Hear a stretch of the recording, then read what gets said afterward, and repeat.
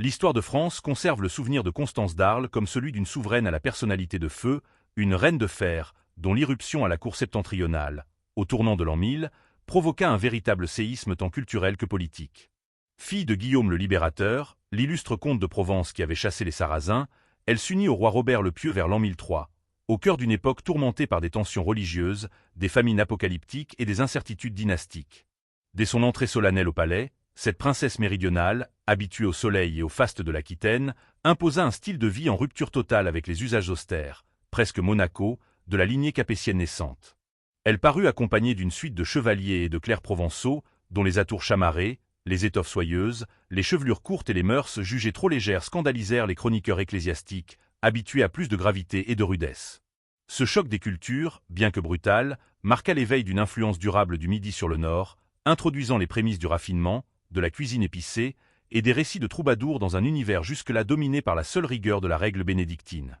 Loin de se résoudre à n'être qu'une ombre silencieuse ou une simple génitrice, Constance d'Arles s'affirma comme une femme d'État redoutable, doublée d'une gardienne implacable de l'orthodoxie religieuse. Sa participation active lors du sombre épisode de l'hérésie d'Orléans, en 1022, illustre cette détermination sans faille, teintée d'une violence prompte et théâtrale. Face à des chanoines instruits, des intellectuels proches du trône qui osaient contester les dogmes fondamentaux comme l'Eucharistie ou le baptême, la reine ne fit preuve d'aucune indulgence, y voyant une souillure pour le prestige de la couronne.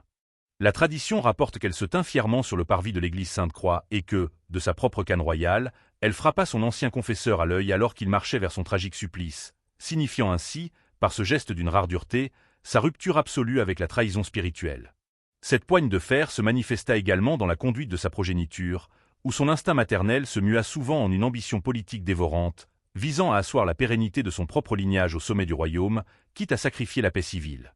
L'éducation qu'elle prodigua à ses fils refléta cette dualité constante entre la piété profonde, héritée de leur père qui aimait composer des hymnes, et la stratégie de puissance, enseignée par leur mère qui ne jurait que par le domaine royal. Si les jeunes princes s'initièrent au latin ainsi qu'à la liturgie sous l'œil attentif du roi, ils furent surtout formés par Constance à l'art de la survie politique et au maniement des armes.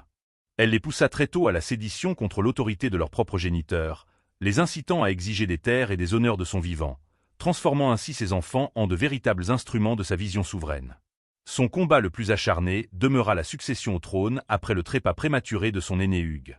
Elle contesta avec une véhémence qui frôlait la haine la légitimité de son fils Henri, lui préférant son cadet Robert, son favori, qu'elle estimait sans doute plus apte à servir ses desseins méridionaux. Cette préférence obstinée plongea le royaume dans une guerre civile fratricide, jonchée de sièges et de trahisons, dès la disparition de Robert le Pieux en 1031. En dépit de sa défaite militaire finale face aux troupes d'Henri, qui bénéficiaient de l'appui des ducs normands, Constance parvint, par la force de son caractère, à négocier pour son fils favori un destin d'une rare distinction. Elle obtint pour lui le vaste et riche duché de Bourgogne, actant la naissance d'une branche cadette des Capétiens qui devait rayonner sur l'Occident durant des siècles et même fonder, par l'une de ses ramifications, la première dynastie royale du Portugal. Ses fils la traitèrent tout au long de sa vie avec une ambivalence mêlée de crainte révérencieuse et de pragmatisme cruel, l'utilisant comme une alliée politique précieuse avant de la neutraliser sitôt leur propre autorité consolidée.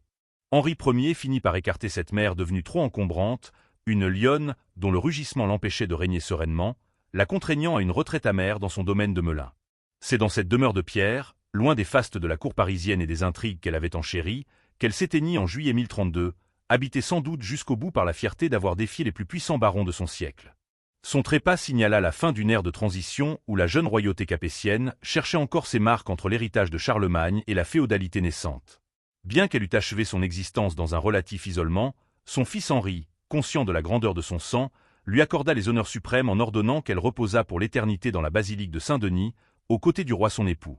Ce geste de piété filiale, ultime réconciliation par-delà la mort, scella le destin de celle qui fut bien davantage qu'une reine consort. Constance d'Arles métamorphosa la cour de France en un lieu de dynamisme et de culture contrastée, infusant au nord les parfums, les soieries et l'esprit de décision du Midi. Elle demeure dans les annales comme une figure de proue, une souveraine bâtisseuse de dynastie qui sut naviguer entre la piété la plus rigoureuse et l'intrigue la plus audacieuse pour forger, dans le sang et la pourpre, la grandeur de sa race. Sa vie demeure le témoignage éclatant de la puissance qu'une femme d'exception pouvait exercer au cœur du Moyen Âge, pourvu qu'elle possédât, comme elle, l'intelligence d'un clerc et la volonté d'un guerrier pour dompter les tempêtes de l'histoire.